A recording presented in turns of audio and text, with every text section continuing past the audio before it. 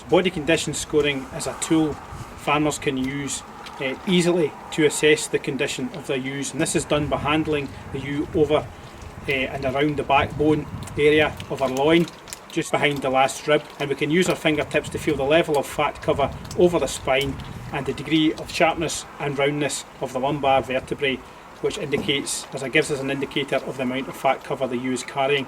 We then feel and assess the prominence and the degree of fat over the horizontal processes and assess the amount of muscle and fat under the ends of these bones. The final step is to assess the eye muscle over the loin, and this is done by just pressing the fingertips into the area between the vertical and horizontal processes of the ewe.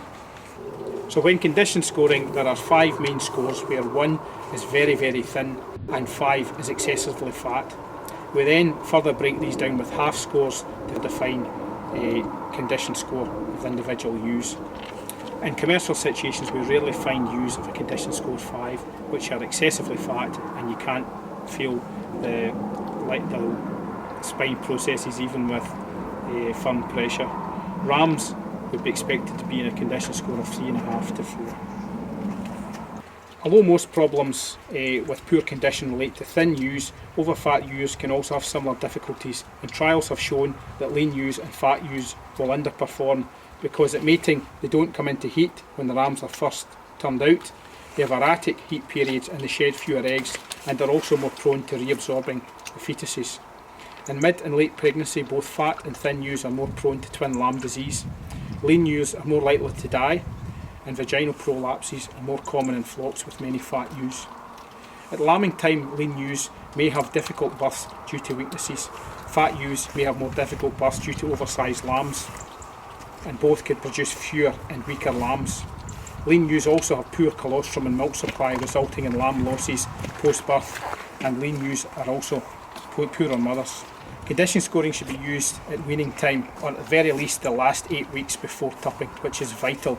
It takes 8 weeks for a ewe to put on 1 condition score, and by assessing scores at this time we have the opportunity to adjust the management for the individual ewes to help them regain condition if they are too low a body score, or also to decrease the quality of pasture they're on if they're too fat. We should also be condition scoring the ewes at tupping.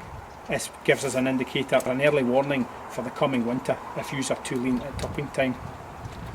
Mid-pregnancy is also a useful time to condition score ewes, and this will identify any problem ewes, any ewes that are perhaps too lean, which need to be pulled out at this stage and given preferential treatment. And gimmers and older ewes expecting twins should be scored carefully, as they're likely to be the most vulnerable age groups.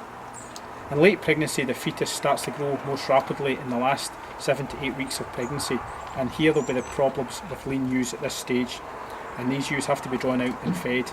With lean hill ewes at this time, survival of the ewe is the prime issue, so late pregnancy is an important time to be condition scoring.